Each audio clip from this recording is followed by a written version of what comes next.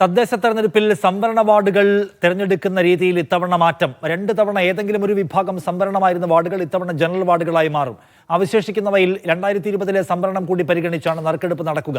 സെപ്റ്റംബറിൽ ജില്ലാ കളക്ടറേറ്റുകളിലാകും നറുക്കെടുപ്പ്. തുടർച്ചയായി 2 തവണ വനിതാ സംവരണമായിരുന്ന വാർഡുകളെ നറുക്കെടുപ്പിൽ നിന്ന് ഒഴിവാക്കുന്നതായിരുന്നു കഴിഞ്ഞ തവണ വരെ ഉണ്ടായിരുന്ന രീതി.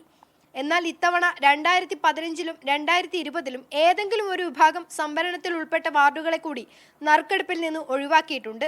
ഇതുപ്രകാരം 2020-ൽ പട്ടികജാതി അല്ലെങ്കിൽ പട്ടികവർഗ വിഭാഗം ജനറൽ സംവരണമായിരുന്ന വാർഡുകളെ കൂടി ഇത്തവണ നറുക്കെടുപ്പിൽ നിന്ന് ഒഴിവാക്കും. 2015-ൽ ഈ വാർഡുകൾ വനിതാ സംവരണമായിരുന്നതാണ് ഇതിനു കാരണം.